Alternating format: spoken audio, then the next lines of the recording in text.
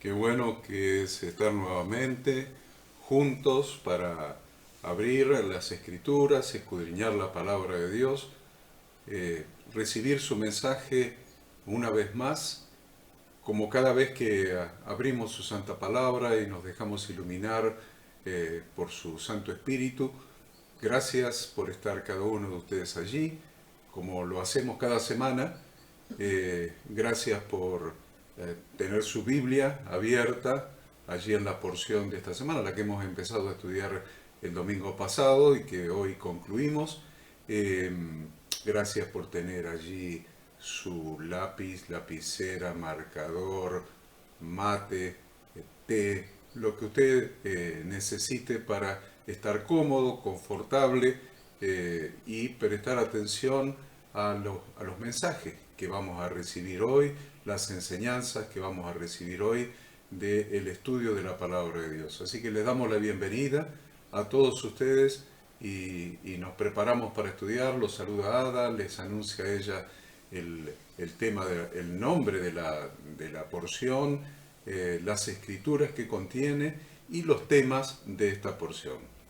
Muy buenos días a todos, un placer, como decimos siempre, un privilegio que tenemos de poder abrir las escrituras en libertad y compartir o reflexionar juntos sobre esto que ustedes estuvieron estudiando toda la semana. Estamos ya en la porción semanal número 8, lleva por nombre Vaishlach en hebreo, que significa y envió, ¿sí? ¿Quién envió?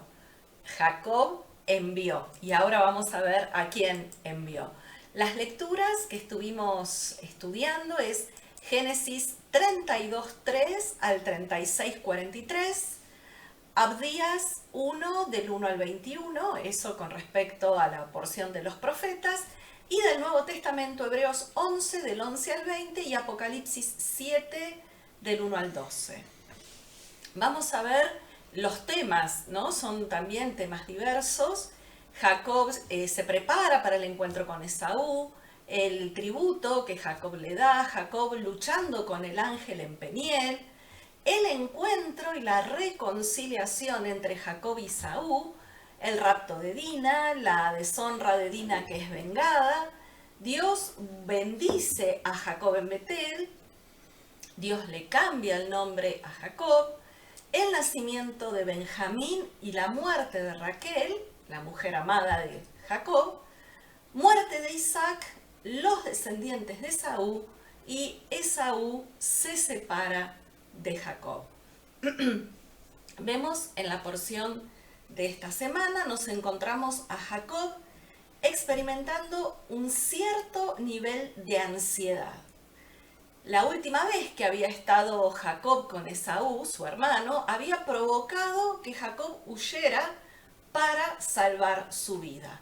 Ahora Jacob está por encontrarse nuevamente con Esaú y no está seguro de cómo va a reaccionar su hermano. ¿Acaso Esaú lo perdonó o sigue deseando matar a Jacob por robarle las bendiciones, ¿no? Por robarle esa bendición del padre? Dios hace volver a Jacob al lugar donde su viaje había comenzado, dándole la oportunidad de reflexionar sobre todo lo que ocurrió durante los últimos 20 años. Dios lo deja en claro, recordándole a Jacob que Betel es el lugar donde Dios se le apareció. Y bueno, vamos entonces con las lecturas, ¿eh? Ya usted puede ir marcando ahí de los versículos 3 al 5. 3 al 5. Y esto es una lectura muy especial porque dice que envió Jacob mensajeros.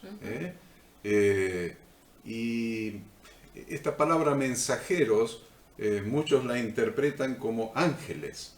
¿Eh?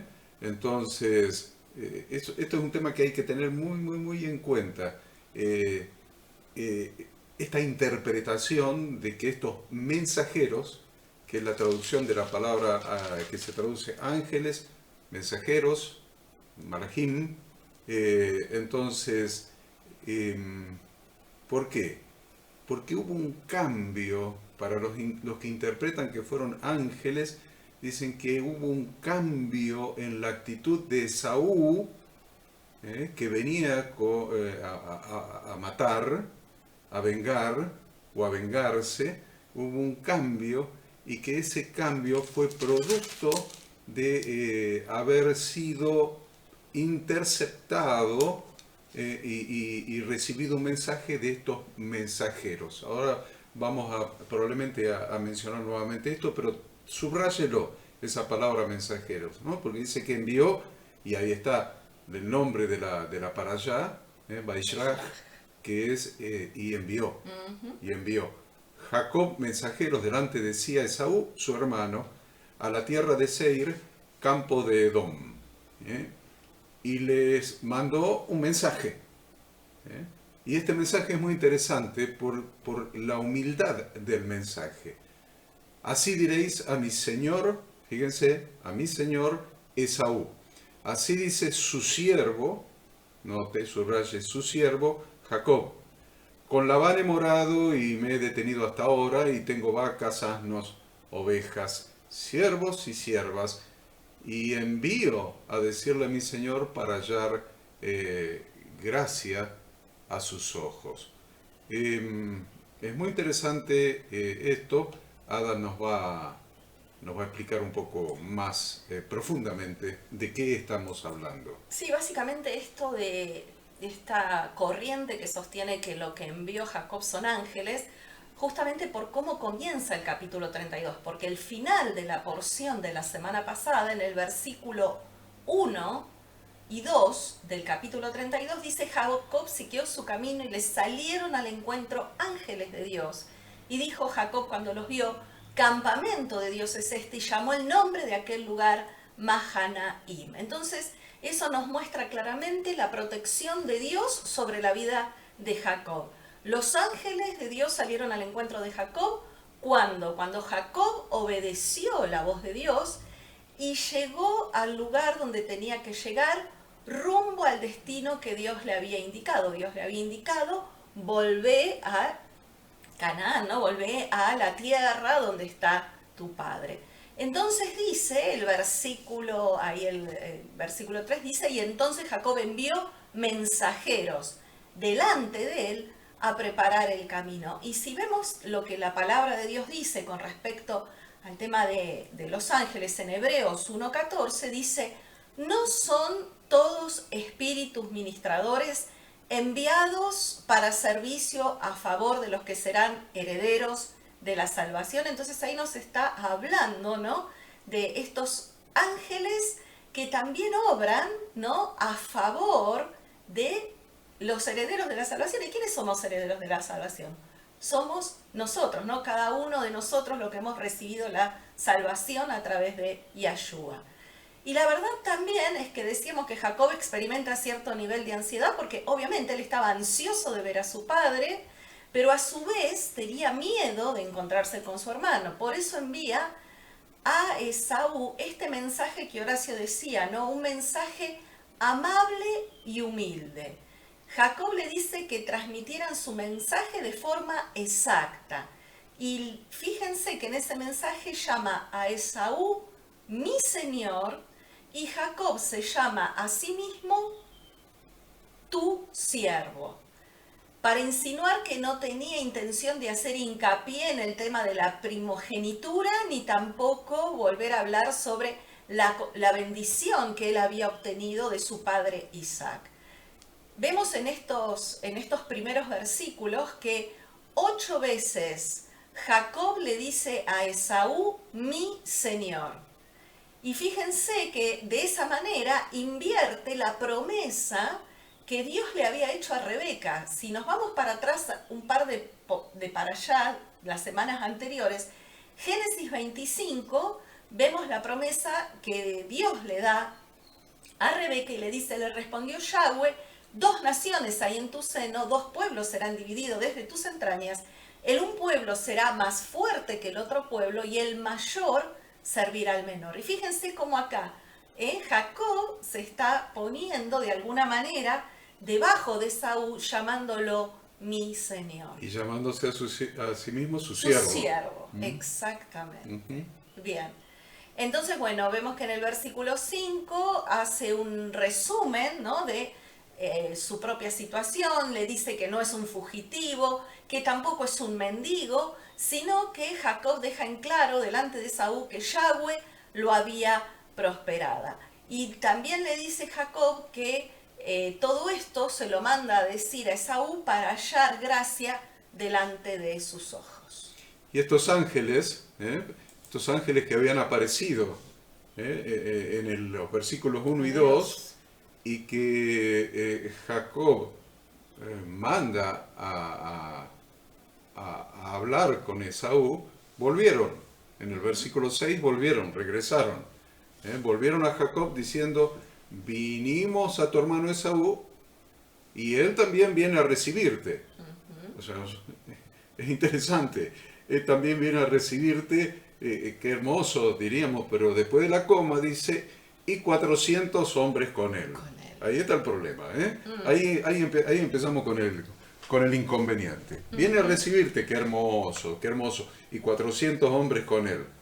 Entonces Jacob tuvo gran temor, se angustió y distribuyó el pueblo que tenía consigo, y las ovejas, las vacas, los camellos, y hizo dos campamentos, y dijo, si viene Esaú contra un campamento y ataca ese campamento, el otro campamento escapará. Es interesante que podamos analizar las diferentes actitudes que tuvo Jacob en esta circunstancia, porque estamos tratando de hacer dos cosas con las para allá. Uno, encontrar a Jesucristo en las para allá, en el Pentateuco, encontrar a Jesucristo en la Torá, y la segunda es encontrar lecciones de vida para nosotros hoy. Entonces, si nosotros tratamos de meternos en la situación, de vivir la situación, de visualizar la situación, vamos a encontrar importantes enseñanzas para nuestra vida, porque Jacob todavía no había llegado a donde Dios quería que llegue. Totalmente. Al igual que nosotros, estamos en un camino de aprendizaje, de tratamiento de Dios, de formación de Dios, y todavía probablemente no hayamos llegado a donde Dios quiere que lleguemos en cuanto a nuestra rendición a Él, en cuanto a nuestra dependencia de Él, en cuanto a nuestra fe, en nuestra fe positiva en Él.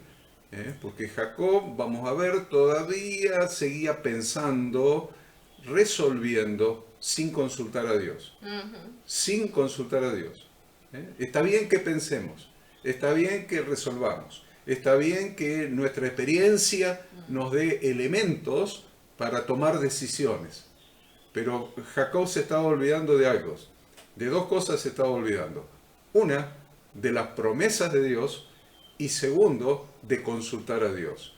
Entonces, en este tramo de su travesía, en este último tramo de su travesía, Dios completa la formación espiritual de Jacob para que deje de ser Jacob y se convierta en Israel. Acuérdense siempre, cuando la Biblia habla de Jacob, habla del hombre.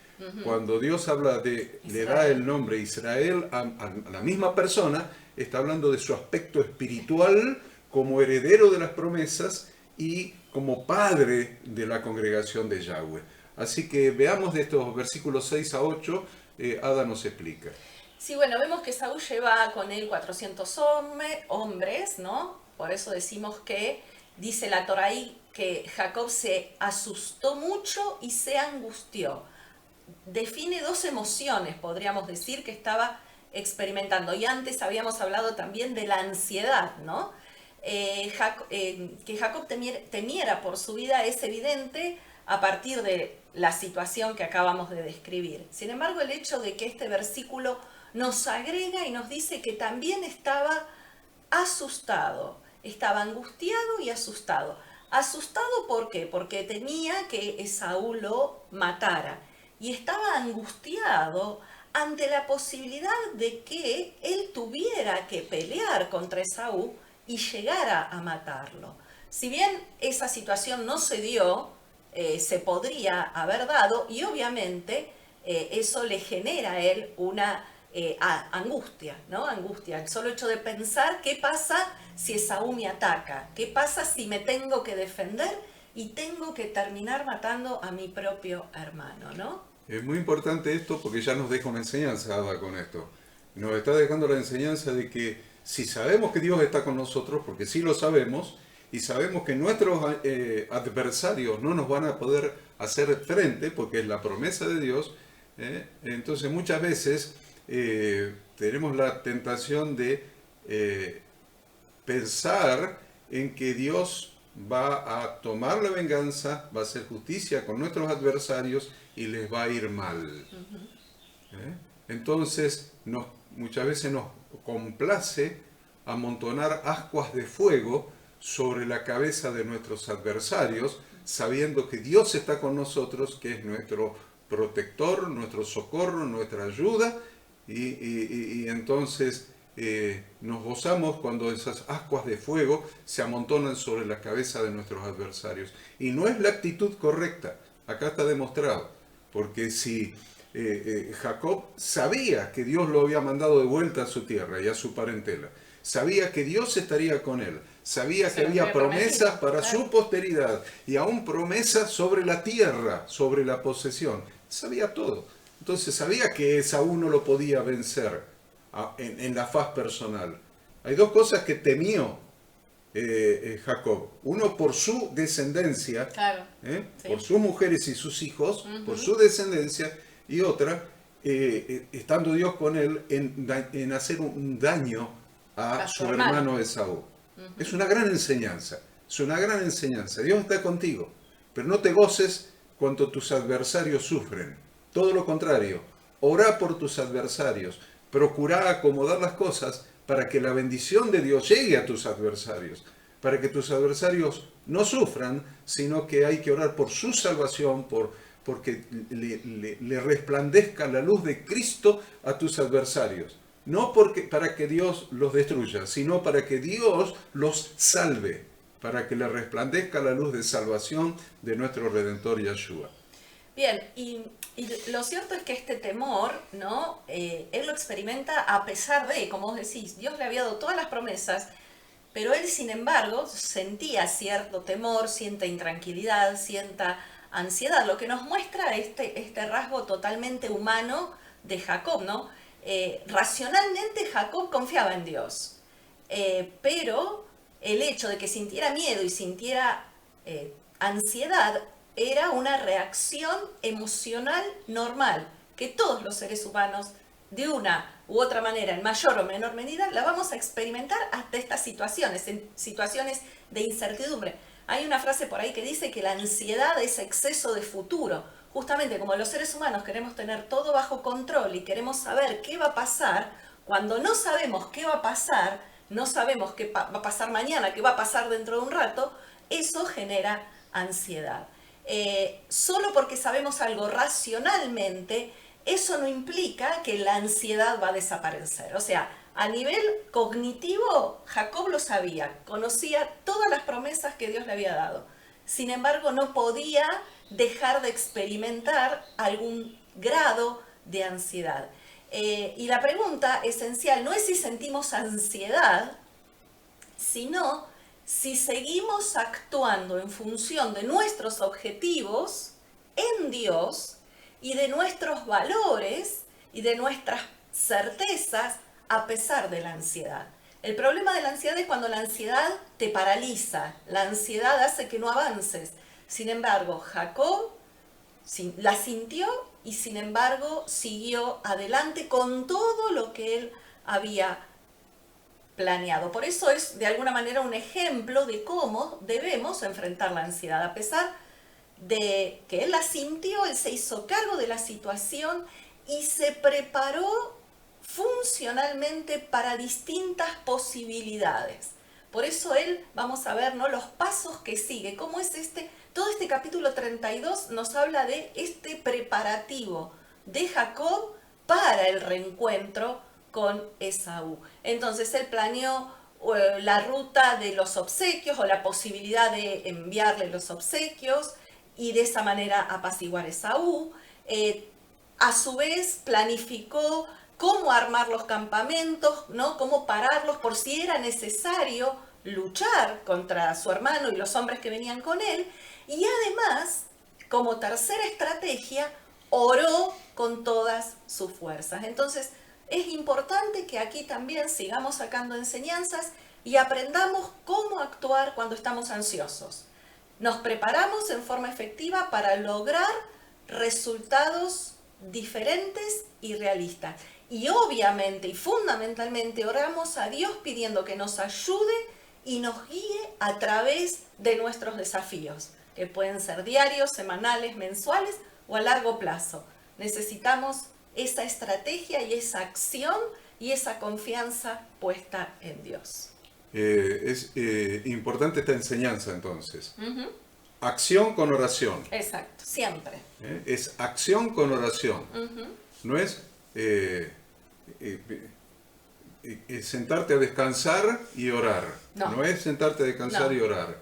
No es quedarte inmóvil, paralizado y orar. No, es acción con oración. Es poner la fe en marcha.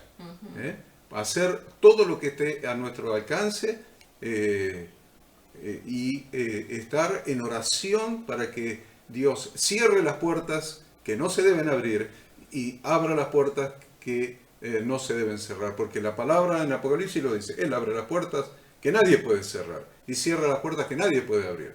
Entonces es muy importante la acción con oración.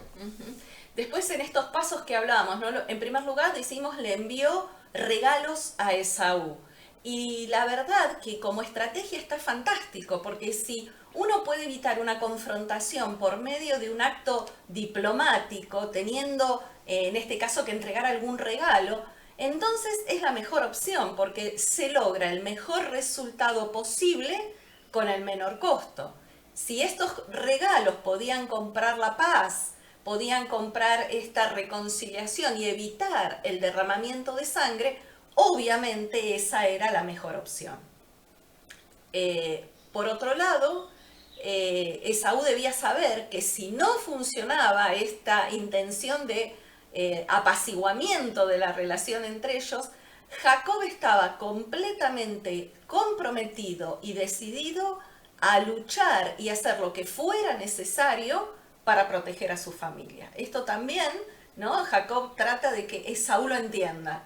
Y por otro lado, la tercera decisión de hacer una oración, obviamente nos deja una enseñanza también importante entre la interacción que debe haber o la relación estrecha que hay entre oración y asumir nuestra responsabilidad.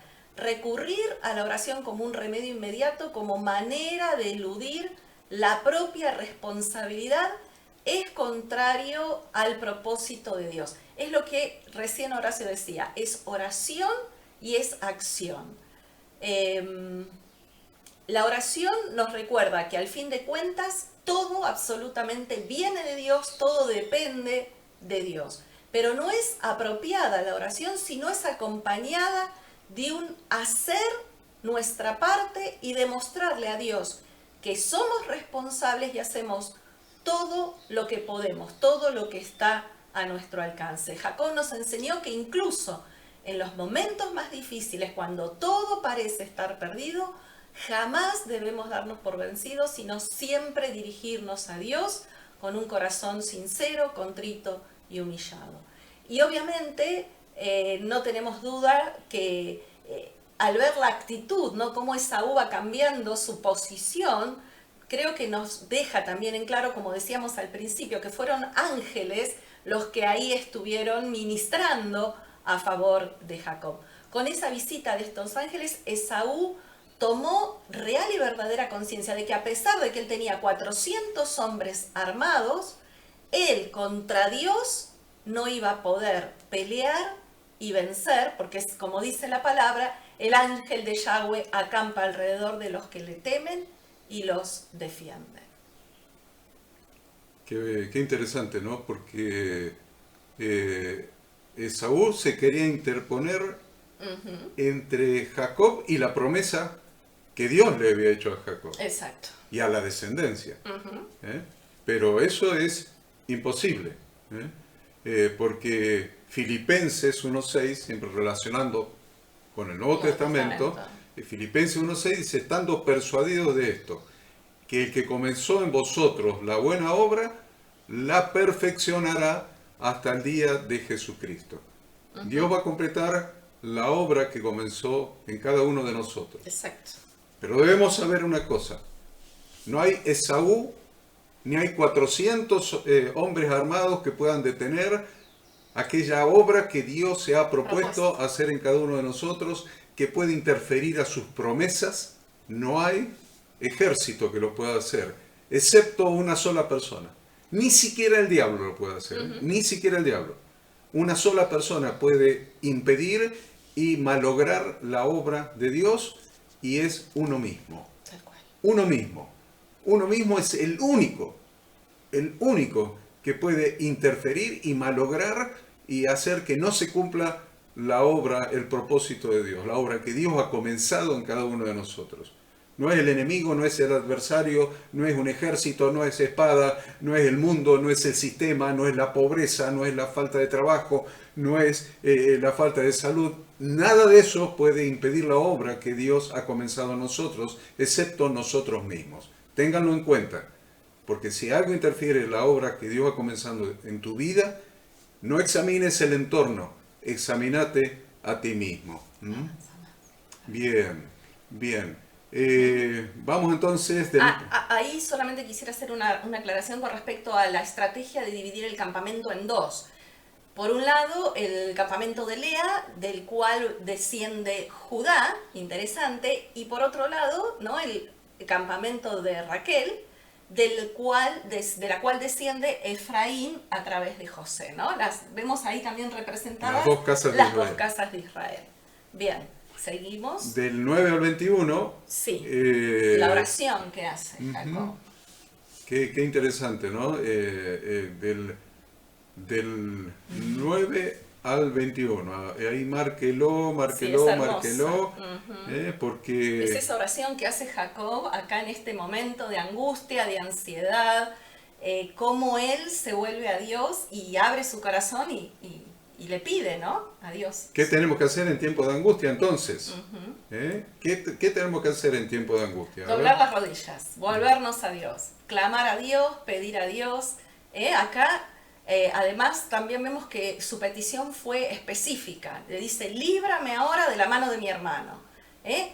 Esa fue una oración de fe, con fervor, con humildad, y se dirige a Dios como el Dios de sus padres, como el Dios de Abraham y como el Dios de Isaac, el Dios que había hecho pacto con sus antepasados.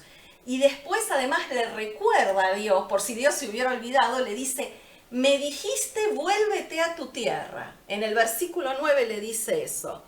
Me Ujú. dijiste vuélvete a tu tierra y a tu parentela y yo te haré bien. Entonces le está diciendo, mira que yo estoy volviendo porque vos me mandaste volver y vos me habías prometido que ibas a estar conmigo. Entonces, ¿qué también nos muestra esto? Otra enseñanza que podemos sacar de acá, que podemos estar yendo a Dios, Dios nos manda, a donde Dios nos llama, y aún así, en nuestro camino, encontrar espinas. Sin embargo, si Dios es nuestro guía, Él es nuestro guardián, Él es el que está con nosotros. Entonces, de alguna manera, Jacob estaba volviendo, pero se estaba enfrentando a estas dificultades. Lo que nos pasa muy a menudo, nosotros cuántas veces decimos, ay Dios, pero yo te estoy sirviendo, ay Dios, pero yo te obedezco, ay Dios, pero esto, ay Dios, pero otro, y las cosas acontecen, ¿no? Las circunstancias de la vida acontecen. Lo importante es saber hacia dónde vamos con la convicción de que Dios nos envió hacia ese lugar y por lo tanto Dios siempre va a estar con nosotros. Eso es lo que de alguna manera le pasó a Pedro, cuando le dijo, si tú eres, manda que camine sobre las aguas. Jesús le dijo, ven, caminó sobre las aguas, pero todavía estaban las olas y estaba el viento. Sí, claro.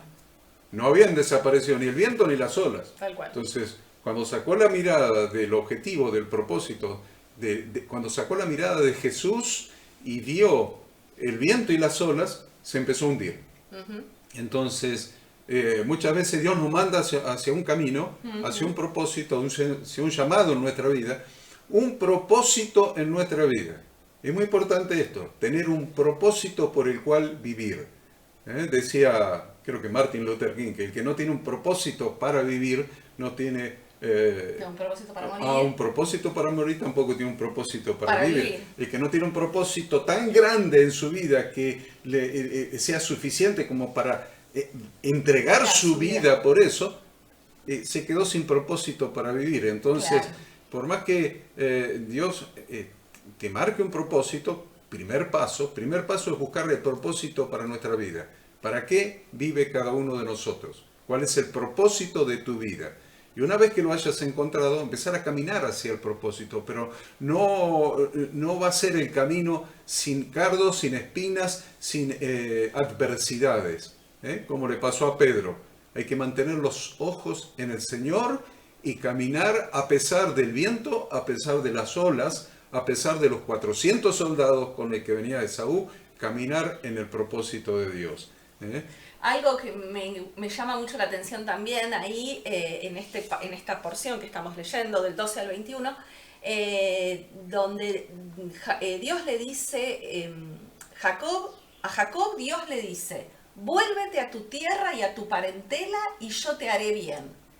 Sin embargo, vemos que son las palabras contrarias que le había dicho a su abuelo Abraham, porque Abraham, ¿qué le había dicho? Le había dicho al revés, le dice, vete de tu tierra y de tu parentela, de la casa de tu padre, a la tierra que yo te mostraré. Entonces, ¿por qué Dios le había dicho a Abraham que saliera de donde estaba? Saliera de Babilonia porque era un lugar idólatra donde se adoraban ídolos. En cambio, a Jacob le dice que regrese a su tierra donde su abuelo Abraham y su padre Isaac adoraban a Yahweh, el único y verdadero Dios. Esta era su verdadera tierra porque Dios se la había dado y era con su parentela la congregación de Yahweh Dios con quien él debía estar.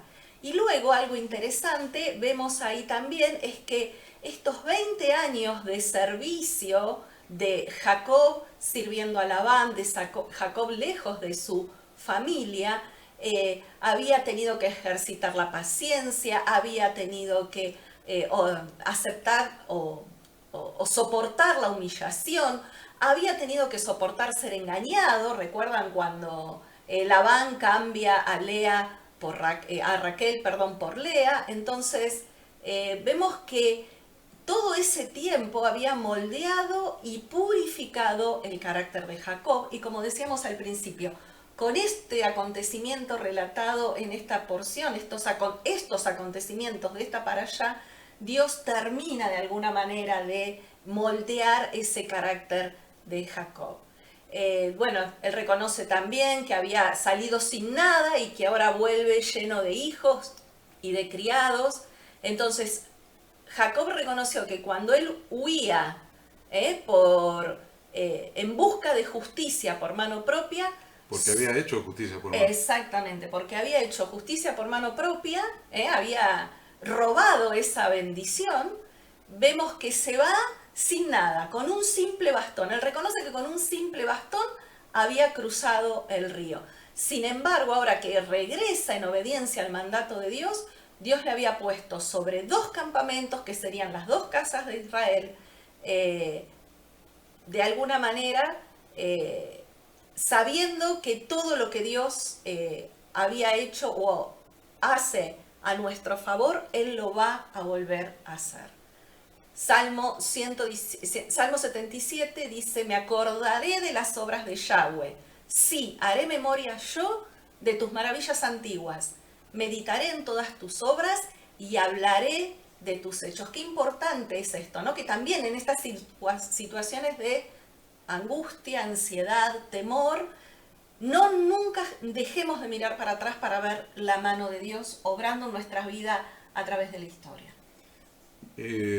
Yo le agregaría, probablemente, mirando nuestra vida, las maravillas que Dios ha hecho, los milagros que Dios ha hecho sobre nuestra vida, los favores que Dios nos ha hecho, pero él miró algo más, miró los favores que le hizo Dios a Isaac Y y le Abraham. hizo a Abraham. Mm, Entonces, en ese sentido nos está llevando a las escrituras, nos está llevando a la Biblia y nos está llevando no solamente a nuestro pasado y a las bendiciones de la gente que conocemos, sino nos está llevando más atrás, nos está la llevando familia. a aquellas personas Mm, de las Sagradas Escrituras que obedecieron a Dios, que fueron fieles a Dios y fueron bendecidas por Dios.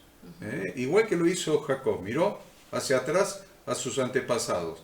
Nuestros antepasados son todos aquellos hombres de Dios de las Sagradas Escrituras y veamos qué es lo que Dios hizo con sus promesas, con los hombres que le obedecieron y le honraron. yo avanzaría hasta en la lucha con el ángel.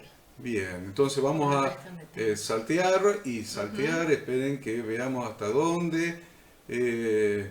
Del 22, ahí, del 22 en adelante es la Del lucha. 22 al 32. Anote y Exacto. marque en su Biblia del 22 al 32, porque ahí aparece algo muy importante y es muy importante el mensaje, muy importante qué es lo que produjo en Jacob esa lucha con el ángel de Yahweh.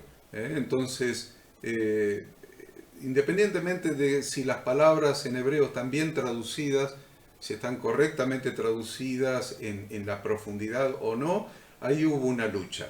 Ujú. Hubo una lucha y hubo un ¿cómo es? Descoyuntó. Es un descoyuntamiento. Ahí está. Hubo un descoyuntamiento del el muslo, de la pierna, Bien. de un sacar. Si usted mira la cadera y va a ver las dos piernas saliendo de la cadera, coyuntadas ahí a la cadera, y imagínense cuando a veces se nos sale que es un hombro hombro del del lugar. lugar, un brazo del lugar, y hay que acomodarlo, bueno, ese desacoyuntamiento de esa pierna de Jacob fue el toque final de la gracia de Dios sobre la vida espiritual de Jacob. Le terminó de eliminar, de liquidar su última fuerza humana. Caminar, correr. Aún correr para escaparse. Aún correr para escaparse de Saúl. Lo dejó sin alternativa. Ya no podía correr más. Huir más. Ya no podía seguir huyendo. Entonces Ada nos explica esto de la lucha de Jacob y el ángel. Bueno, ahí nos dice, ¿no? Que muy temprano, antes de que amaneciese, Jacob había tomado a sus mujeres, a sus hijos, los había ayudado a pasar el vado de Jaboc. Y dice, pero él se quedó del otro lado, ¿no? Se quedó a solas. ¿Justamente para qué? Para poder presentarle a Dios sus preocupaciones y sus temores en oración. Y mientras Jacob oraba con toda intensidad, un ángel lo agarra y lucha con él. ¿Y quién es este ángel? Bueno, nosotros sabemos a la luz de la palabra que este ángel es la personificación visible de Yahshua, quien es una emanación de Dios, quien es la Torá hecha carne o su palabra hecha carne. Y tenemos muchos versículos, por ejemplo Colosenses 1:15, que nos dicen: Yahshua es la imagen del Dios invisible, el primogénito de toda creación, y muchos textos más, inclusive en porciones anteriores, ¿no? Hemos visto, siempre como decimos, encontrar a Yahshua en cada porción, en cada parashá, y hemos visto que ese ángel de Yahweh es justamente Yahshua, la personificación de Yahweh a través de Yeshua. ¿Qué más? Jacob estaba lleno de temor porque iba a encontrarse al día siguiente con el hermano. Dios mismo parece oponerse a que entre en la tierra de la promesa de la manera que él lo quería hacer, es decir, con sus estrategias humanas. Es por esta razón que el ángel de Yahweh lucha contra él. Como decimos, terminar de formar a Jacob. Es Jesucristo mismo diciendo que aprenda de él, que es manso y humilde de corazón, y hallará descanso para su alma. Definitivamente Jacob debía aprender a confiar en las promesas de Dios y no en su propia inteligencia, en su propia habilidad, en su propia sabiduría para hacer negocios. Era necesario que se terminara de formar en esta dependencia de Dios. Y realmente no le, como recién decías vos, no le quedaba alternativa. O confiaba en Dios, descansaba en Dios y se aferraba a Dios, o no sabía qué podía pasarle. Realmente él, miren, él usó su inteligencia, su capacidad, su astucia para hacer todo. Todo. Ya de vuelta en Babilonia, habiendo cruzado el río, el Éufrates, en la casa de su tío Labán, ya Dios empezó a tratarlo. Ya le empezó a demostrar que su astucia, su inteligencia, no servía. Imagínense lo que es para un hombre enamorado de una mujer que le cambien la mujer y por 7 años más tenga que estar esperando. Déjenlo de trabajo, esperando. Para el que trabaja no le cuesta trabajar, así que el trabajo no es lo destacable, es el tiempo lo destacable. Entonces, ya ahí Dios lo había empezado a tratar. Y acá lo termina de tratar. Exacto. Porque lo que hace Jacob es armar toda una estrategia. Toda una estrategia. Entonces, imagínense si le hubiera dado resultado. Entonces, hoy Jacob sería el gran héroe de la estrategia. Hay que hacer lo que hizo Jacob. Engañar al hermano, comprar la primogenitura, engañar al suegro Labán, coimiar con regalos a su hermano Esaú para conseguir, entonces el cohecho estaría admitido. No, Dios hace otra cosa. Dios hace otra cosa. Jacob debía aprender a confiar en las promesas de Dios y no en su propia inteligencia. Así que en el versículo 24... dice que Jacob se quedó solo. Exacto. Se quedó solo. Así se quedó Jacob solo. Solo. Y usted acuérdese quién más se quedó solo. Porque la Biblia es muy clara. Ahí está el tipo de Jesucristo. También. El encuentro de Jacob con Dios. El encuentro de Jesucristo con el Padre. ¿Dónde fue eso? En el huerto de Getsemaní. Donde ni siquiera una hora pudieron estar despiertos, ni los discípulos en conjunto, ni los 3 discípulos más íntimos de él. Solo se quedó, ni los más íntimos. Así se quedó Jacob, ni con Raquel, ni con Lea, ni con sus otras 2 esposas, que eran las siervas de Raquel y Lea, ni con sus hijos.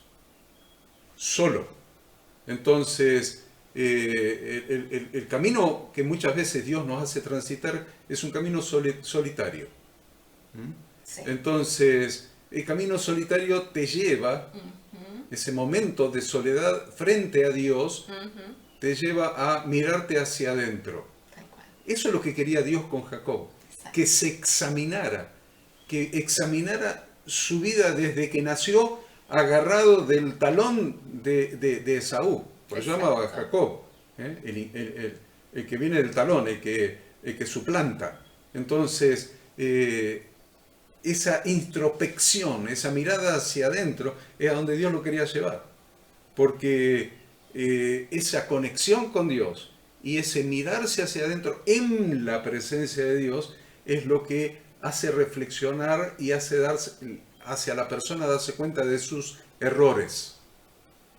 De sus errores. Puedes tener una vida de éxito en general y no darte cuenta de los errores. Y Dios quiere que se corrijan aún hasta los errores más pequeños, los mínimos. Entonces, ese momento de soledad, ese momento de introspección, te hace revisar tu vida y ver que aunque haya producido resultados deseables, los errores se podrían haber evitado y haber confiado en Dios y Dios hubiera logrado lo mismo o mejores cosas. Entonces, en vemos que Jesús se quedó solo, solo. Se lo había dicho a los discípulos en Juan 16:32. Es muy importante encontrar a Jesús en el Pentateuco. Para mí es más importante encontrar a Jesús que estudiarlo de memoria. Jesús le había dicho en Juan 16:32, aquí la hora viene y ha venido ya en que seréis esparcidos cada uno por su lado. Y miren lo que dice, y me dejaréis solo. Mas yo no estoy solo porque el Padre está conmigo. Y después le hace una advertencia. Estas cosas os he hablado para que en mí tengáis paz. En el mundo tendréis aflicción, pero confiad, yo he vencido al mundo. Entonces, ¿qué aprendemos de esto? ¿Qué aprendemos? Que en la hora más difícil de tu vida, siempre, las personas siempre te van a dejar solo. Cuando tenés éxito, cuando te va bien, cuando te reís, cuando tenés dinero, cuando tenés productividad, las personas van a estar con vos. Pero en el momento difícil de tu vida, acordate y no te preocupes por eso, porque Dios está contigo. Las personas te van a dejar solo. Lo dice el versículo 32 que acabamos de leer. Pero no estás solo, porque el Padre estará contigo. También lo dice el versículo 32. Pero sabiéndolo de antemano, Él quiere que nosotros tengamos paz. Porque en el mundo tendremos aflicción. Pero debemos confiar porque Jesús ha vencido al mundo. Entonces, no te olvides, en los momentos más difíciles de tu vida, aunque estés rodeado de gente, la realidad es que estarás solo. En tu ser interior, en tu sentimiento, en tu corazón estarás solo. Por lo tanto, cuando tengas que tomar alguna decisión muy importante, dicen, pero en la abundancia del consejo está la sabiduría, pero la decisión la tenés que tomar vos, no los consejeros. Claro. No los consejeros. Entonces vas a estar solo. Cuando tengas un problema grave, vas a estar solo. Cuando llegue la hora de la enfermedad, vas a estar solo. Cuando tengas que definir tu futuro, vas a estar solo. Cuando tengas que decidir tu servicio a Dios, vas a estar solo. Cuando tengas que establecer por qué cosa estarías dispuesto a dar tu vida, vas a estar solo. Estarás solo aunque muchos te amen, aunque muchos te quieran acompañar, aunque muchos te hagan llegar su consejo, de todas maneras estarás solo para enfrentar tu Getsemaní. Y cada uno de nosotros, indefectiblemente, deberá afrontar su dificultad o tomar su decisión en soledad. Es muy importante esto, es que entendamos que a pesar de que estemos solos de personas, de gente, no estamos solos de Dios. Y eso es lo que nos muestra Jesús orando al Padre. Si es posible, pase de mí esta copa, pero no se haga mi voluntad, sino la tuya. Y Jacob luchando con el ángel y pidiendo que el ángel lo bendiga, el ángel de Yahweh. Jacob luchó con el ángel y prevaleció. Eso le produjo el cambio de nombre. Así es. Lloró y le rogó. El resultado de esa lucha es que Jacob no perdió terreno en continuar adelante con lo que Dios le había ordenado, y el ángel no pudo hacerlo desistir, esta vez no pudo hacerlo desistir del camino que Dios le había trazado, confirmando el compromiso de Jacob con la obediencia a la instrucción de Dios. Versículo 25. Ahí Jacob empezó a estar dispuesto a obedecer a Dios. Mejor dicho, al volver. Pero acá confirma su decisión por obedecer a Dios. No fue con una fuerza propia, sino con una fuerza derivada de lo alto. Con eso luchó Jacob y prevaleció.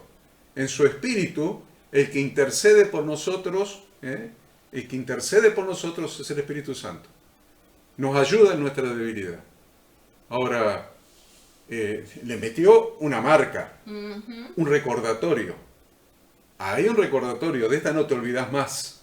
De esta, hermano, hermana, ¿cuántas veces te ha pasado? ¿Cuántas dificultades? Enfermedad, peligro, peligro de muerte, problemas familiares, y Dios te saca y te dice, de esta no te olvidas más. ¿Qué hizo el ángel? Descoyuntó a Jacob el muslo como señal y recordatorio de su lucha por todas las generaciones. Hasta el día de hoy los judíos no comen esa parte de la pierna. ¿Mm? Luego el ángel le pidió a Jacob que lo deje marchar. Déjame marchar. Jesús se lo decía cada rato a sus seguidores. ¿Se quieren ir? Váyanse. De este modo, ahí se prueba la fe y la oración de Jacob. Jacob persiste en no te dejaré si no me bendices. Al suplicar esa bendición, ahí Jacob reconoce su inferioridad, si quieren, su inutilidad, su dependencia y necesidad de Dios. Su dependencia, como dice Ada, su necesidad de Dios, a pesar de que hubiera parecido tener su superioridad en la pelea reteniendo al ángel. En realidad no hubo superioridad, hubo gracia. El ángel se dejó retener para probar si Jacob había aprendido la lección. Entonces, es muy importante esto. Ada, ¿por dónde seguimos? Y seguiría ahí, sí, porque vemos que el ángel le cambia el nombre, ¿no? Primero, ¿qué hace el ángel? Le pregunta a Jacob, ¿cuál es tu nombre? ¿Cómo te llamas? Y Jacob le responde, me llamo Jacob. Jacob dijimos que significa, entre otras cosas, el suplantador, el usurpador, el suplantador. Entonces le cambia el nombre Jacob por Israel. Israel significa príncipe o luchador con Dios. Entonces recibe un nuevo nombre. Este nuevo nombre es un nombre de honor. Es un nombre completamente nuevo, como para señalar que representa un cambio completo de carácter de Jacob. Jacob ya no va a ser más el usurpador o el suplantador o el que confía en sus propias estrategias y en sus propios planes. Acá pasa a ser el que luchó con Dios y venció, significa también príncipe. El nombre Jacob es el nombre que adquirió porque, ¿se acuerdan? Habíamos explicado que nació aferrado al talón, y el talón significaba Ekev. Esa fue su conducta durante los primeros años de su vida. ¿Por qué? Porque dijimos, le compró a su hermano el derecho a la primogenitura, se vistió con las prendas del hermano, a pedido de la madre recibió la bendición de su padre. Cuando su padre Isaac le preguntó quién eres, él le dijo, soy yo, Esaú, tu primogénito. Entonces Jacob era el hombre que quería ser. Quería ser Esaú. Esaú, exactamente. Jacob era el hombre que quería ser Esaú. ¿Por qué? Porque Esaú tenía algo que él no tenía. Recuerden que la Biblia nos dice que Isaac amaba a Esaú, pero Rebeca amaba a Jacob. Todo esto cambió, toda esa realidad, todo ese pasado, cambió con la lucha entre Jacob y el ángel. Fue entonces cuando el ángel de Yahweh le dijo que su nombre sería Israel. Bien. ¿Somos Jacob avergonzados de quienes somos? ¿O somos Israel con el coraje de mantenernos de pie y caminar erguidos por el camino de la fe en contra de la corriente de este mundo, confiando plenamente en todas las promesas de Dios y principalmente en Yahweh, el Dios de los pactos? Y esa es una pregunta que dejamos para que cada uno de nosotros hoy nos hagamos. Finalmente dice que también Jacob le pone un nombre nuevo a el lugar, dice que se llama Peniel, le pone por nombre Peniel, significa Peniel, cara de Dios. ¿Por qué? Porque Jacob dice, en este lugar vi a Dios cara a cara y fue librada mi alma. Él reconoce que es misericordia de Dios, que él pudo salir de esa situación con vida. Dice que luchó con este varón hasta que rayaba el alba, y es así como Israel continúa hoy en día luchando con el ángel de Yahweh hasta rayar el alba, es decir, hasta su segunda venida. Y hay textos ahí, ¿no? Capítulo 33. Ujú. El encuentro. Ay, qué El bueno. encuentro entre Jacob y Esaú. Entonces, márquese ahí del 1 al 17. Así podemos avanzar un poco más. No, porque todo el 33. se nos ha ido el tiempo. Todo Sí, el 33. todo el Todo el 33. 33, el encuentro de Jacob con Esaú. Ada. Bien, bueno, vemos acá que Jacob se coloca entre su familia y Esaú para que en caso de que se produzca el ataque, primero lo atacaran a él y así su familia pudiera escaparse. Finalmente nos relata el capítulo 33 que cuando se encuentra Esaú con su hermano Jacob, lo abrazó y lo besó.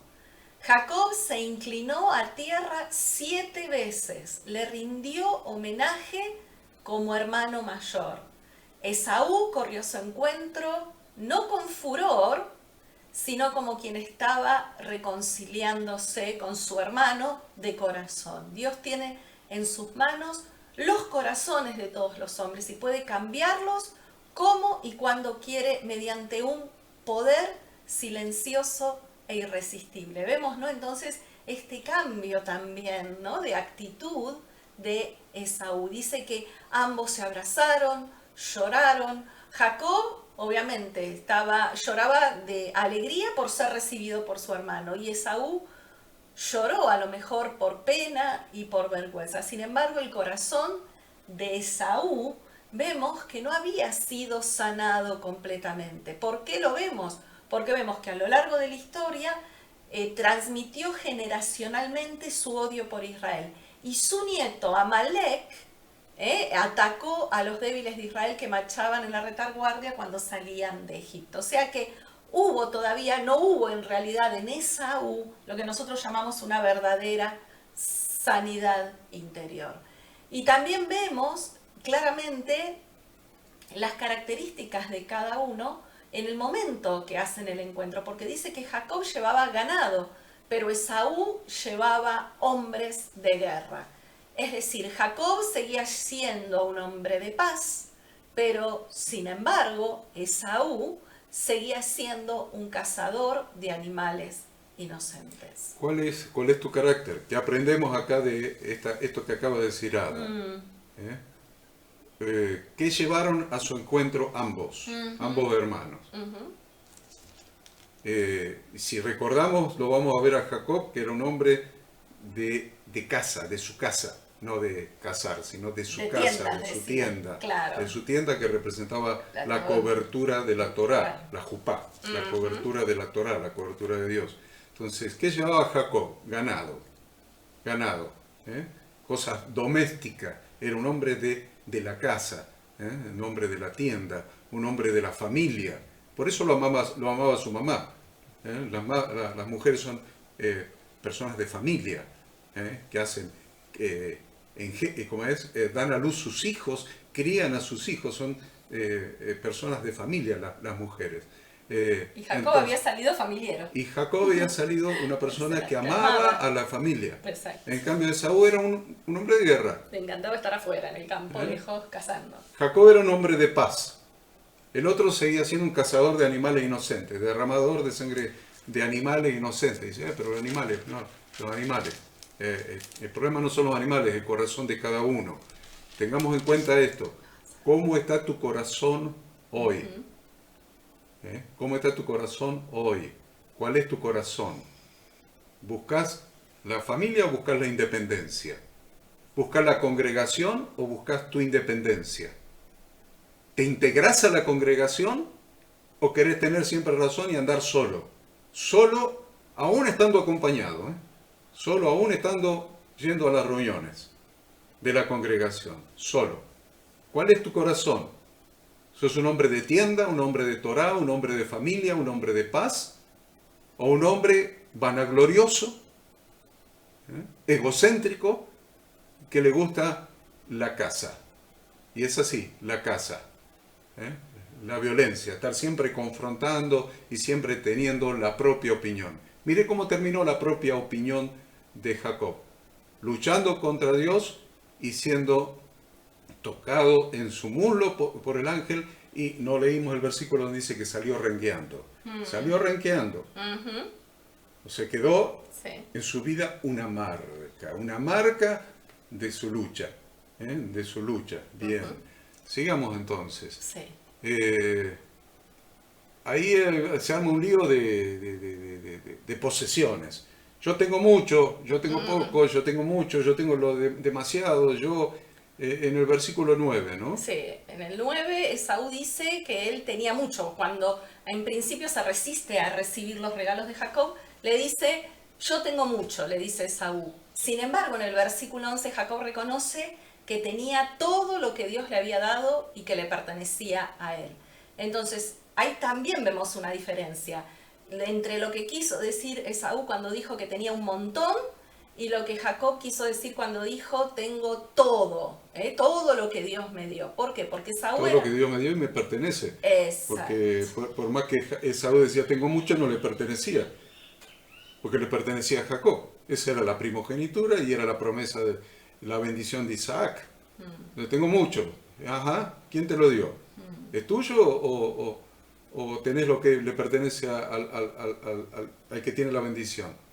Bien, y también ese decir tengo un montón, vemos que es algo cuantitativo. ¿Por qué? Porque Esaú veía sus posesiones materiales como su patrimonio. En cambio, Jacob, cuando estaba con toda su familia reunida, en ese momento él declaró con orgullo, yo tengo todo lo que Dios me dio.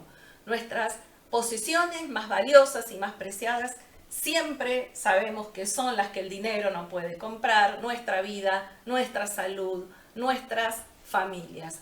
Mientras que en la sociedad y en los medios de comunicación lo vemos todo el tiempo, se elogia y se alaba y se admira a los que adquieren el éxito familiar, material, sabemos que cuando nos vamos no somos medidos de esa manera, no somos juzgados por cuánto tuvimos. Cuando nos morimos, ¿no? Cuando nos vamos de esta vida, quise decir, cuando nos morimos, no importa, nadie te juzga por cuántos millones o cuánto hiciste. Juzgan por qué familia dejaste, qué familia tuviste, qué legado pudiste dejar. Entonces, esta es la razón por la cual Jacob sabía que tenía todo. Y la verdad que si pensamos en términos de Esaú y decimos tenemos mucho, la verdad es que vamos a seguir con ambición, porque en el mucho del hombre vemos que la naturaleza del hombre es estar insatisfecho. Por más que muchos tengan mucho, todo el tiempo están queriendo tener más, tener más, tener más. Entonces eso lleva a tu vida llena de ambición, de frustración, de decepción y de infelicidad. Ahora, si entendemos lo que Jacob entendía, y pensamos en todas las cosas de valor incalculable que tenemos, que Dios nos da, entonces podemos despertarnos y vivir cada día sabiendo que realmente tenemos todo. Muy bien. Del versículo 18 al 20... Jacob llegando a Siquem. Sí, compra ahí una propiedad. Exactamente. Una propiedad que le llama Elohe Israel. Que es Dios, Él es Dios, Elohe es Dios, e Israel es Israel. Entonces es Dios, el Dios de Israel. Entonces... Y llega a Siquem. Llega a Siquem, el Valle de la Decisión. Y ahí se arma otro lío más. Capítulo 34, vamos a ver la deshonra de Dina. Dina, que era una de las... era hija de Lea, hija de Jacob a través de Lea. Exacto. Dina. Todo el capítulo 34, léalo, porque fue raptada, no sería ¿Raptada? Es un... Sí, supónganse, el rapto es algo rápido, esto es un secuestro. Esto es un secuestro. Okay. Entonces, fue secuestrada Dina. Entonces, y acá empieza algo en la vida de Jacob, que marca un error de Jacob. Sí. Quiero que le presten atención con con Sí. esta perspectiva de fondo. Porque en este capítulo empiezan la historia de las aflicciones que vinieron a Jacob por causa de sus hijos. Sus hijos. De sus hijos. Sí. Por lo tanto, y después lo vamos a ver acá, lo vamos a ver con José, los hermanos vendiendo a su hijo José. Sí. O sea, vamos a ver toda una serie de aflicciones, lo vamos a ver a Rubén también, con su hazaña, lo vamos Sí. a ver a Judá, Con Tamar. con Tamar, o sea, las aflicciones de Jacob a causa de sus hijos. ¿Qué quiero decir con esto? Que es muy importante transmitir la Torá de Dios a los hijos. El responsable de transmitir la Torá de Dios a la familia es el hombre, el sacerdote del hogar. Muy importante que tomemos en cuenta eso, porque si no vamos a estar toda la vida luchando, teniendo probablemente éxitos. ¿Y qué pasa con nuestro legado? Decía recién El legado. Ada. ¿Qué pasa con nuestros hijos? Son también nuestra responsabilidad. Somos responsables de nuestra esposa y de nuestros hijos, de enseñar Torá a nuestra esposa, enseñar Torá a nuestros hijos. Y ahí me parece que ese también fue un punto débil de Jacob, que dejó a los hijos que los críe la mujer, las criadas, la sierva, qué sé yo, pero le faltó formación a esos muchachos, lo cual le trajo sufrimiento a Jacob. Bien.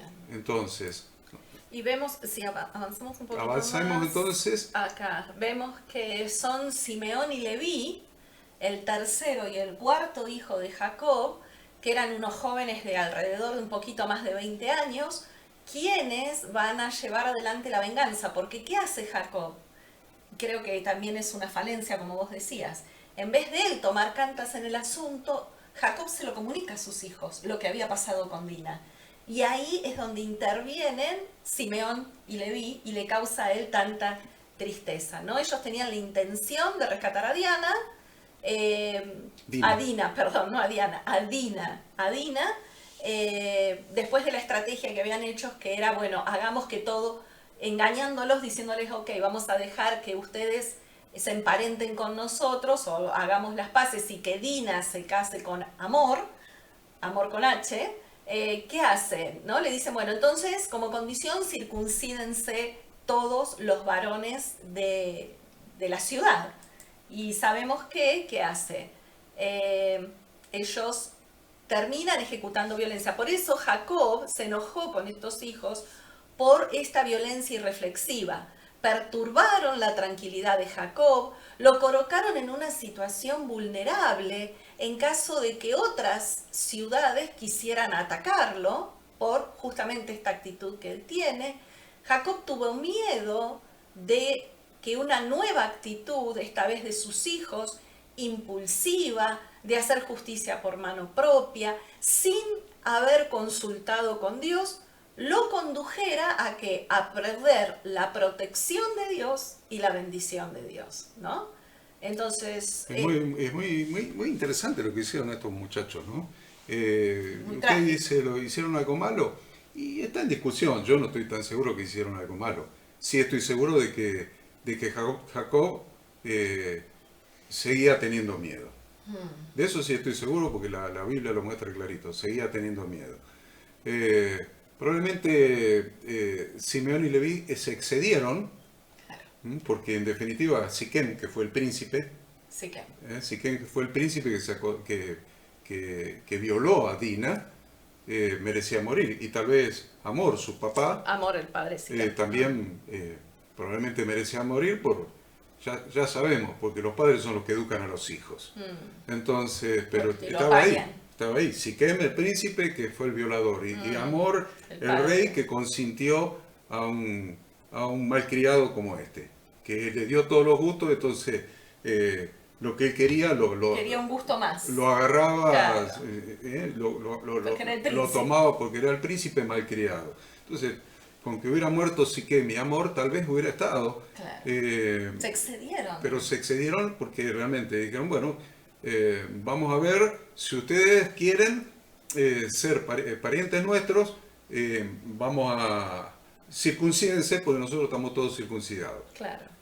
Y el tema fue que el rey Amor dijo, miren, a todo el pueblo, a todos los varones, circuncidémonos porque miren que esto tiene mucho ganado, muchas ovejas, muchas vacas, muchas cabras, muchas todo. Nos conviene. Así que nos conviene porque si nos asociamos con esto, todo eso va a ser nuestro. Fíjense el tema, ¿eh? La ambición, por un lado, de los siquemitas los liquidó. La ambición. Y,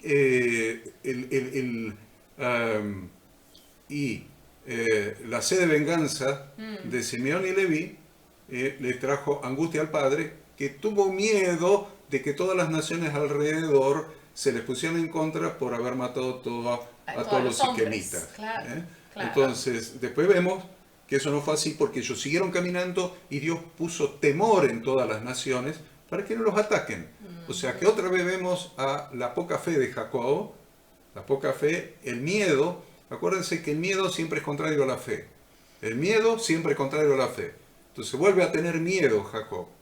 Vuelve a tener miedo. Sin embargo, si seguimos leyendo, vamos a ver cómo Dios respaldó su promesa, la promesa de Dios, haciendo que las naciones le tuvieran miedo. Entonces, ustedes dicen, bueno, pero ¿qué de la injusticia de Simeón y Leví? ¿Por qué no mataron a Siquem y a Hamor? Y no mataron a todo el resto de los hombres de la ciudad. Probablemente ese fue el exceso, esa fue la injusticia, el acto de injusticia que después le produjo consecuencias. Vamos a ver en las siguientes para allá. Leví probablemente redimió, Simeón no redimió, entonces vamos a ver el reparto de la tierra y todo eso. Pero lo concreto es, tengamos en cuenta los puntos. ¿Cuáles son los puntos? Y busquemos enseñanza de esto porque siempre hay enseñanza. Entonces vamos al capítulo 35, del versículo 1 al 4, porque ahí sucede algo muy importante, Sí. porque Dios le ordena a Jacob que vuelva a Betel. Acuérdense. Entonces, Ada, ¿cómo viene acá este tema? Bueno, casi 22 años antes, ¿no? Jacob había hecho un voto de que Betel sería el emplazamiento de la casa de Dios. Recordemos ahí en Betel cuando él tuvo la visión, ¿no? De la escalera con los ángeles que subían y bajaban. Él apoyó su cabeza sobre una piedra. Entonces comienza este capítulo, vemos que Dios le ordena que retorne a Betel. Hacía ahora unos 7 u 8 años que había venido a Canaán, que había comprado un terreno, como vimos en el capítulo anterior, y construido un altar en recuerdo de la última aparición de Dios cuando le puso el nombre de Israel. Jacob había prometido volver a Betel. Dios le recuerda la promesa que hizo cuando huía de su hermano Esaú. Entonces, ¿qué hace Jacob? Jacob manda a su familia a que se prepare para esta solemnidad, para el viaje y para los servicios religiosos que allí iban a realizar. Jacob le manda a quitar los dioses ajenos. Entonces, también nos preguntamos cómo esa familia instruida en el conocimiento de Dios podía poseer dioses ajenos. Para ir a donde Dios los estaba enviando, debían estar limpios, es decir, sin pecado, y cambiar su vestido. Entonces en el versículo 2 vemos nuevamente lo que yo les decía recién. Que Jacob, dice, entonces Jacob dijo a su familia, su familia, y a todos los que con él estaban, quitad los dioses ajenos que hay entre vosotros. O sea, no dice, si hay, ¿qué hay? Lo da por y limpiaos, y mudad vuestros vestidos. Entonces, hace demasiado evidente que Jacob había descuidado la instrucción de su propia familia, la instrucción en Torá de su propia familia. Es muy evidente. Y luego se confirma, ¿no? Como dijimos. Y en el versículo 5 vemos que el miedo de Jacob, que yo les mencionaba hace un rato, no tenía ningún sentido, porque miren el versículo 5, dice, salieron y el terror de Dios estuvo sobre las ciudades que había en sus alrededores y no persiguieron a los hijos de Jacob. Miren qué interesante, que te dice, no, pero Jacob, cuando sucedió lo de Siquem, tuvo miedo, falta de fe. ¿Mm? Y, y a lo mejor quiso ser diplomático. Tal vez Jacob hubiera sido diplomático con Dina, que se case, que no se case, no lo sabemos. Pero que tuvo miedo, tuvo miedo. Y tuvo falta de fe en las promesas de Dios. Sin embargo, Dios fue fiel a sus promesas. A pesar de que los hijos mataron a todos los siquemitas, Dios cumplió su promesa, dice que poniendo terror sobre las ciudades que había alrededor. Entonces, vemos del 9 al 15 que Dios le confirma el cambio de nombre. Exactamente. Dios le confirma el cambio de nombre. Dios le dice de vuelta en el versículo 10, le dijo Dios, tu nombre es Jacob, no se llamará más tu nombre Jacob, sino Israel será tu nombre, y llamó su nombre Israel. Entonces es interesante eso. Y lo que Dios le dice, yo soy el Dios omnipotente, crece, multiplícate, una nación y un conjunto de naciones procederá de ti, reyes saldrán de tus lomos. La tierra que le he dado a Abraham y a Isaac la daré a ti y a tu descendencia después de ti daré la tierra. Es muy interesante esto porque hemos visto estudios en ciertos lugares donde le sacan eso de conjunto de naciones. Porque dicen, nosotros somos la única nación, nosotros. No. Es interesante, a ver cómo esto va ahí.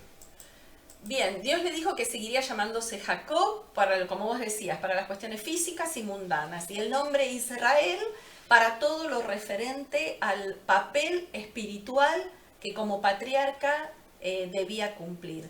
Dios se manifiesta a él como el Shaddai, es decir, como el Dios omnipotente, pues él tiene suficiente poder para bendecir. Le dice que fructifique, le promete que de él saldrán reyes. Dos cosas le promete, que será padre de una gran nación y de conjunto de naciones, y además que será dueño de una buena tierra.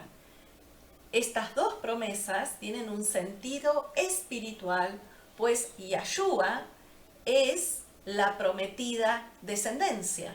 También Dios reiteró la promesa de la tierra, ya que la nación de Israel está asociada a ella. Israel y la tierra, ¿no? Lo vemos siempre, están íntimamente ligados. Am Israel y Eretz Israel. El pueblo y la tierra. Y la tierra. Exactamente en el mismo lugar en que Dios había llegado ante Jacob, cuando él se fue rumbo a Harán, ahora Dios vuelve a aparecerse y luego ascendió con un visible despliegue de gloria. Qué bueno. Versículo 16 al 21, sí. Vamos a encontrar uno de los hechos probablemente más tristes de las parashá en general. En general, no es de estas solamente, es de las parashá en general, que es la muerte de Raquel, que salen de producto del nacimiento de Benjamín. Versículos, entonces márquese ahí, del 16 al 21. Un poco de relato de esto. Sí, bueno, hasta este momento sabemos que Jacob tenía 11 hijos, Raquel había quedado embarazada. 8 años después del nacimiento de José, Raquel dio a luz a su segundo hijo. La tomaron de camino, habían salido de Betel, seguían camino hacia la tierra prometida, digamos. Estaban en la tierra prometida, y la asaltaron los dolores de parto y sin poder llegar a la ciudad más próxima, que era Belén, ella muere. Acá dice que se le salió el alma. Y es interesante notar también, o que recordemos el episodio de Parashá de la semana anterior, cuando Raquel había cometido el error de robar los ídolos de su padre, de Labán, sin que Jacob lo supiera. Jacob le había dicho a Labán, aquel con quienes encuentres tus dioses no vivirá. Justo ella va a morir después de entrar a la tierra de Israel. Benjamín es el único de los hijos de Jacob que nació en Canaán. Los otros 11, más Dina, habían nacido allá en Harán. Sin embargo, Benjamín es el único que nace en tierra de Canaán.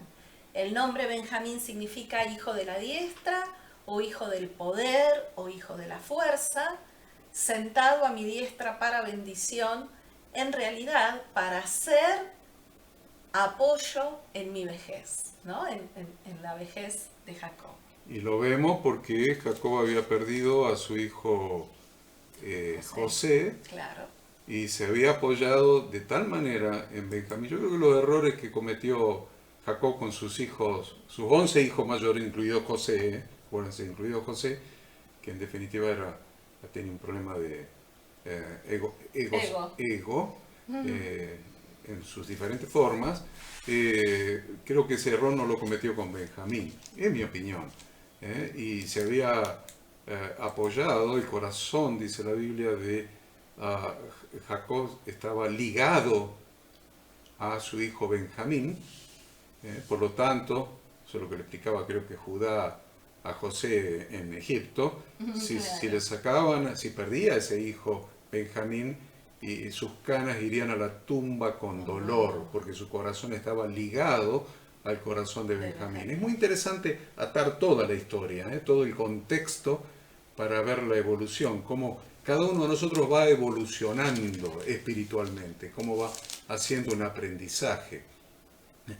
Muchas veces yo me pregunto por qué ahora que estoy viejo he aprendido tantas experiencias de vida que me servirían si tuviera 20 años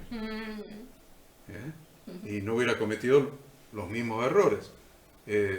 No sabemos por qué a la vejez hemos aprendido tanto, hemos madurado y hemos aprendido de la experiencia y de la comunión con Dios tantas cosas, probablemente porque es mi opinión, no lo tomen como válido ni fundado en las Escrituras. Mi opinión es que tal vez todo lo que hemos aprendido vaya a resultar de utilidad en los 1000 años que viviremos sobre esta tierra en el reinado de Jesucristo.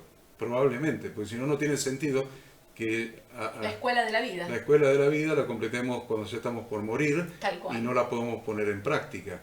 Es probable que en algún momento se pueda poner en práctica y yo quiero creer eso. De los versículos 22 al 26 vamos a encontrar otra falla en otro hijo. Otro pecado. Otro pecado en otro hijo, que fue el primogénito. Exacto, el mayor. Que otra vez, la tercera vez que un primogénito pierde la primogenitura. Sucedió con Ismael y Isaac. El primogénito era Ismael, perdió la primogenitura. Después sucedió con Jacob y Esaú. Esaú era el primogénito, perdió la primogenitura. Y acá sucede con Rubén y Efraín. Efraín, el hijo de José. Efraín y Manasés. Efraín, el hijo de José. Y acá vuelve a suceder. ¿Cómo es este asunto, Ada? Bien, obviamente lo que hace Rubén es un pecado, ¿no? Y fue culpable de una perversidad tremenda, tan terrible que producto de esto, como bien vos decís, perdió la primogenitura. Sí, Bilha era criada. Era concubina de su papá. También. Sí. Y había tenido dos hijos con Jacob. Uno era Dan y el otro fue Neftalí. Dan y Neftalí fueron hijos de Bilha, que era concubina de su papá. Entonces, ¿cómo fue el tema? No fue un error. No, por eso digo, fue un tremendo pecado, porque en definitiva termina llegándose a una de las esposas de su padre.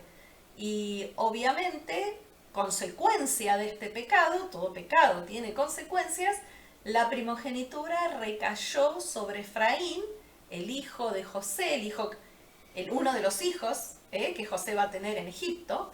Este pecado fue una gran tristeza, una gran aflicción para Jacob.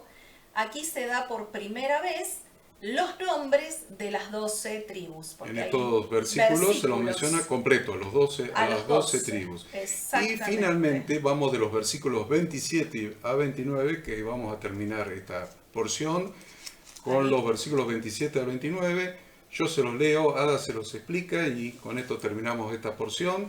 dice 27 a 29. Después vino Jacob a Isaac.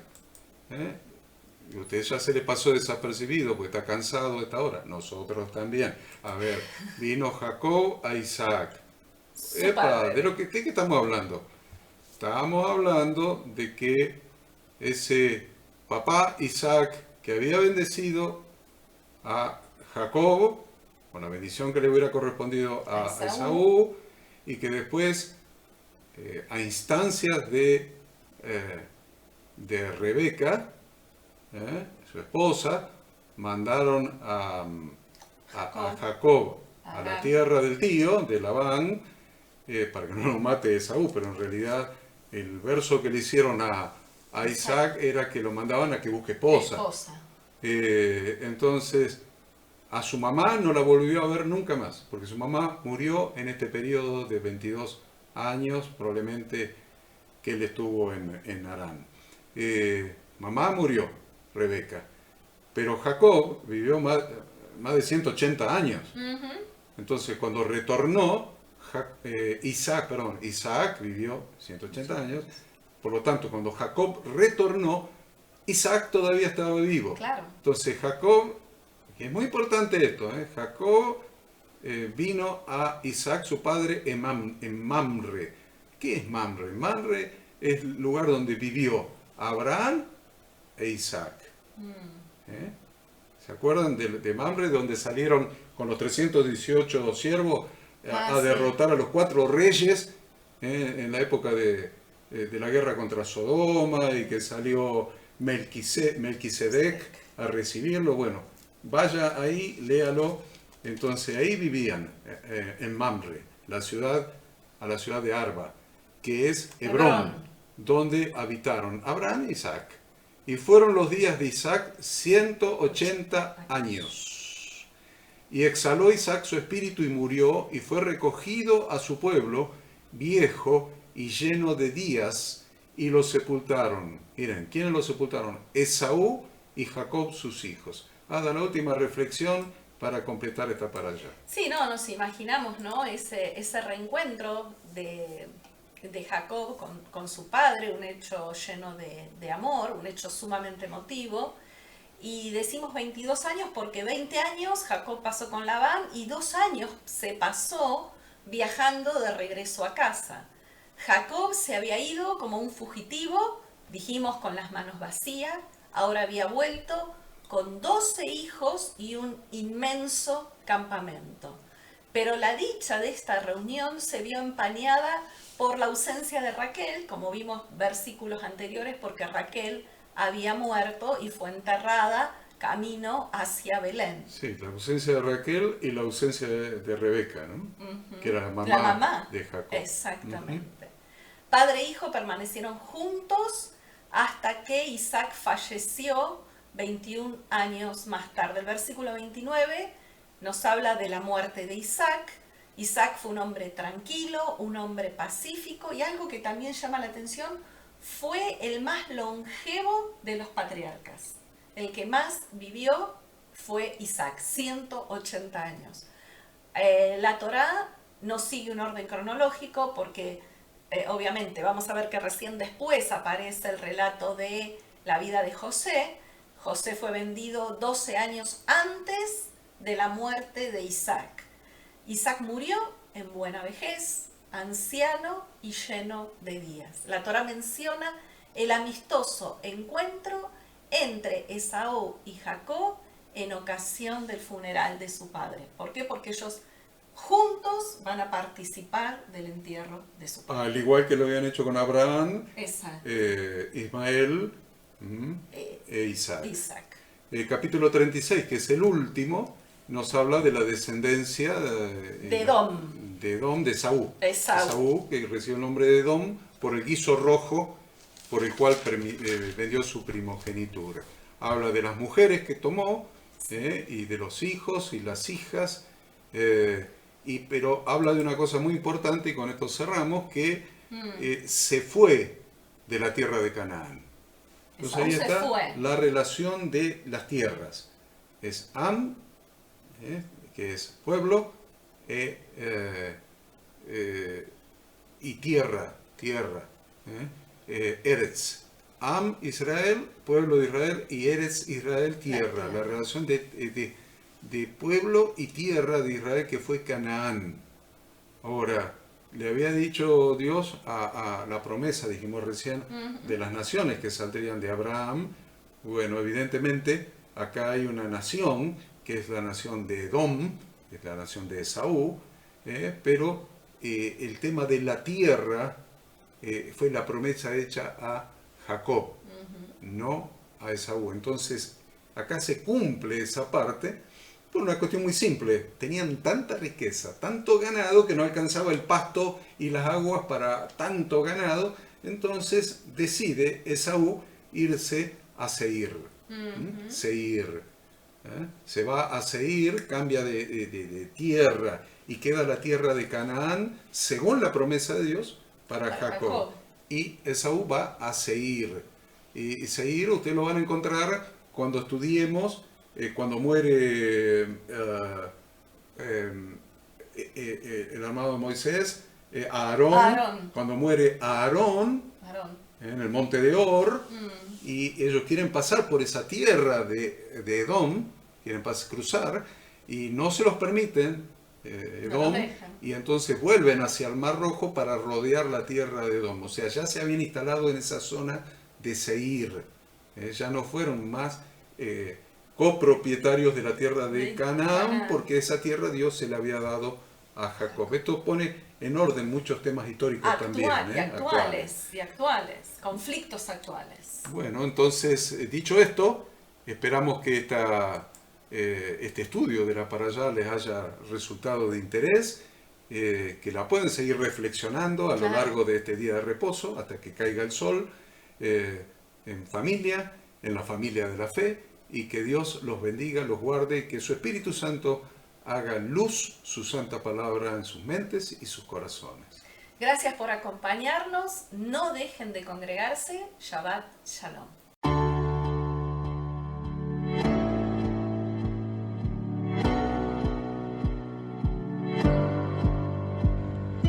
Queremos que tú también conozcas esta herramienta que durante los últimos 18 años ha sido útil para las iglesias de todo el mundo de habla hispana, capacitando cientos de siervos de Dios.